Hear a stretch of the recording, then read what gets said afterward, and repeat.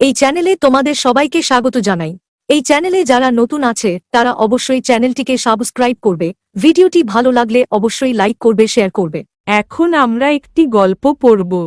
গল্পের নাম মাস্টারদা। গল্পটি লিখেছেন অশোক কুমার মুখোপাধ্যায়। গল্পটি পড়ার আগে আমি একটু ছোট করে জানিয়ে দিই। মাস্টারদা রচনায় অশোক কুমার মুখোপাধ্যায় চট্টগ্রামের বিপ্লবী নেতা সূর্য সেনের দেশপ্রেম, নেতৃত্ব ও ব্যক্তিত্বের পরিচয় দিয়েছেন। তার নেতৃত্বে একদল তরুণ বিপ্লবী চট্টগ্রামের অস্ত্রাগার দখল করে, টেলিফোন টেলিগ্রাফের যোগাযোগ বিচ্ছিন্ন করে এবং রেলপথ নষ্ট করে ইংরেজ শাসনের বিরুদ্ধে বিদ্রোহ ঘোষণা করে। সূর্য সেন ছিলেন উমাতারা হাইস্কুলের অঙ্কের শিক্ষক।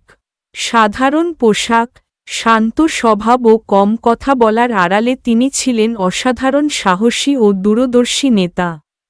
রামকৃষ্ণ বিবেকানন্দের আদর্শ, রবীন্দ্রনাথের সাহিত্য এবং দেশপ্রেমের শিক্ষায় তিনি ছাত্রদের গড়ে তুলেছিলেন।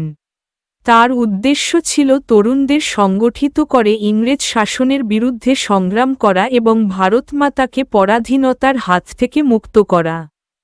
তার নেতৃত্বে চট্টগ্রাম কিছু সময়ের জন্য ইংরেজ শাসনমুক্ত হয়। আর একটু ভালোভাবে বলতে গেলে, এই লেখাটিতে মাস্টারদা সূর্য সেনের কথা বলা হয়েছে। তিনি চট্টগ্রামের একজন অঙ্কের শিক্ষক ছিলেন। কিন্তু শুধু শিক্ষকই নন, তিনি ছিলেন একজন সাহসী দেশপ্রেমিক ও বিপ্লবী নেতা। তার নেতৃত্বে চট্টগ্রামের কিছু তরুণ ইংরেজদের বিরুদ্ধে লড়াই করে। তারা ইংরেজদের অস্ত্রাগার দখল করে, সেখানে আগুন লাগায় এবং টেলিফোন টেলিগ্রাফের যোগাযোগ বন্ধ করে দেয়। রেললাইনও নষ্ট করে দেয়, যাতে ইংরেজরা সহজে সেখানে পৌঁছাতে না পারে।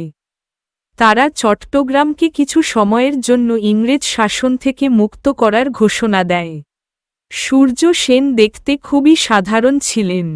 তিনি ধুতি পাঞ্জাবি বা ধুতি শার্ট পরতেন এবং খুব কম কথা বলতেন।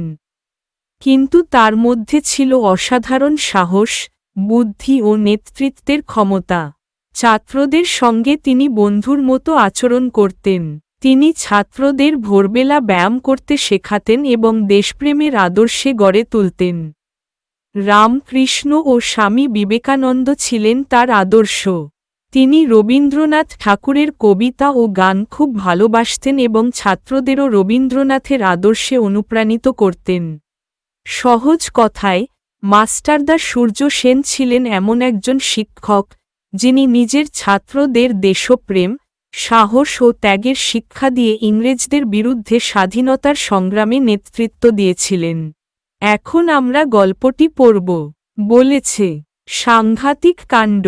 চট্টগ্রাম শহরের অল্পবয়সী কিছু ছেলে এক মাস্টারদাদার বুদ্ধিমতো ইংরেজ পুলিশের সঙ্গে লড়ে তাদের গোলাবারুদের ভাণ্ডারটিকে দখল করে নিয়েছে। আগুন লাগিয়ে দিয়েছে সেই অস্ত্রাগারে। আগুন লাগিয়েছে টেলিফোন আর টেলিগ্রাফের অফিসেও। ট্রেনে করে যে শহরে আসবে তারও উপায় নেই। দু জায়গায় রেলের লাইন ভেঙে ফেলেছে তারা। সেখানে মালগাড়ি উল্টে ট্রেন চলাচল বন্ধ। চট্টগ্রাম ইংরেজ শাসন থেকে মুক্ত, এমন এক ঘোষণা করেছে সেই ছেলের দল। ওরা পুড়িয়ে দিয়েছে ইংরেজ পুলিশ ঘাঁটিতে উড়তে থাকা ব্রিটিশ পতাকা ইউনিয়ন জ্যাক। সেখানে উড়ছে স্বাধীন ভারতের পতাকা।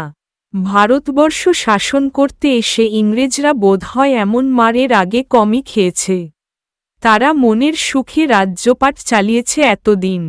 ভারতবাসী দিনের পর দিন খেটে গেছে আর সেই খাটুনির ফল ভোগ করেছে সাদা চামড়ার ইংরেজ।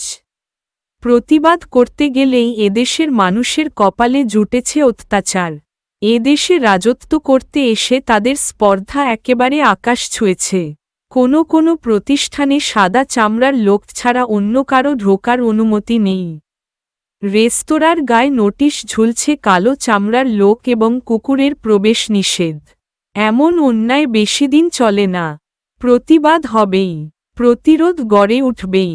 ঠিক যেন রূপকথার রাজপুত্রদের মতো লড়াই করে দেশ থেকে দানবদের তাড়াতে চেয়েছে চট্টগ্রামের এই ছেলের দল।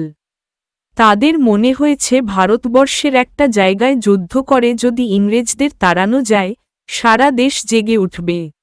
আর সকলেরই তখন মনে হবে তাহলে তো আমরাও এমনভাবে লড়াই করে ইংরেজদের অত্যাচার বন্ধ করতে পারি, তাদের তাড়াতে পারি। দেশ আমাদের মা, সেই ভারতমাতাকে ইংরেজ দানবের কবল থেকে মুক্ত করতে পারি। এই ছেলের দলকে দেশের কথা বলে, খেলাধুলো, বন্দুক চালানো শিখিয়ে ইংরেজদের বিরুদ্ধে লড়বার উপযুক্ত করে গড়ে তুলেছেন এক অঙ্কের শিক্ষক। তাকে সবাই মাস্টারদা বলে ডাকে। কে এই মাস্টারদা, যার কথায় ছেলের দল ইংরেজদের বিরুদ্ধে মরণপণ লড়তে পারে? চট্টগ্রামের মানুষ জানে এই রোগা, সাধারণ চেহারার, ধুতি পরা মানুষটির নাম সূর্য সেন। কেমন মানুষ এই মাস্টারদা? সবাই কেন তাকে এত সম্মান করে? মাস্টারদা কথা বলেন কম। মজাটা হল, মাস্টারদাকে বাইরে থেকে দেখে বোঝার উপায় নেই তিনি এত বড় একজন নেতা। তার পোশাক খুবই সাদাসিধে, বাঙালির ধুতি পাঞ্জাবি বা ধুতি শার্ট, রঙিন জামা পরেন না। কথা যেমন কম বলেন, হাঁটা চলাতেও শব্দ হয় না প্রায়। তার বাড়ির লোকজনেরা বলেন, খরম পায়ে হাঁটলেও তার খটখট আওয়াজ শোনা যায় না। এই যে মানুষটি, চুপচাপ যার ধরন, তিনি কি করে এত ছেলেকে ভারতের মুক্তির নেশায় খেপিয়ে তুললেন, রাইফেল বন্দুক নিয়ে ইংরেজদের বিরুদ্ধে লড়লেন, এ ভারী আশ্চর্যের কথা। উমাতারা হাইস্কুলের অঙ্কের শিক্ষক সূর্যকুমার সেন নতুন মাস্টার, তাই ছেলেরা প্রথমেই বুঝে নিতে চায় লোকটি কেমন। তিনি গম্ভীর, রাশভারী, অঙ্ক ভুল হলে কড়া শাস্তি দেন না, একটু নরম সরম, হাসিখুশি। ছেলেরা অবাক হয়ে দেখল এই মাস্টারমশাই বন্ধুর মতো হাসি মুখে ছোট বড় সবার সঙ্গে মেলামেশা করছেন। খুবই সহজ, সাধারণ মানুষ, কিন্তু ঠকাবার উপায় নেই। তার চোখের দিকে তাকালে কিছু লুকোনো যায় না। তখনও তো সেরকমভাবে তার নাম চারিদিকে ছড়িয়ে পড়েনি। তবু সেদিন ছাত্রদের মনে হয়েছিল, এ মানুষটি অন্যরকম। তার কথা মতো ছাত্ররা ভোর 4টের সময় ঘুম থেকে উঠে ময়দানে গিয়ে ব্যায়াম করত, সংস্কৃত স্তোত্র আবৃত্তি করত। কোনো ভোরবেলায় ছাত্ররা দেওয়ানজির পুকুর পাড়ে তাদের প্রিয় অঙ্কের মাস্টারের মেসবাড়িতে পৌঁছে গেলে দেখত, তিনি অনেক আগেই উঠে রামকৃষ্ণ স্তোত্র গান করছেন। রামকৃষ্ণ, বিবেকানন্দই ছিলেন তার আদর্শ পুরুষ। ছেলেদেরও তিনি এই দুই মনীষীর ভক্তি ত্যাগ তেজস্বিতার আদর্শে গড়তে চেয়েছিলেন। তার প্রিয় কবি রবীন্দ্রনাথ ঠাকুর, এত প্রিয়, তিনি বলতেন, কবি সম্রাট রবীন্দ্রনাথ। শুধু বলা নয়, রবীন্দ্রনাথের বহু কবিতা ছিল তার মুখস্থ। পরে জালালাবাদের পাহাড়ে লড়াইয়ের আগেও রবীন্দ্রনাথের গান, কবিতা শুনেছেন তিনি। জেলের মধ্যে রবীন্দ্রনাথের কবিতা পড়েছেন। চিঠিতে রবীন্দ্রনাথের কবিতার লাইন উদ্ধৃত করেছেন।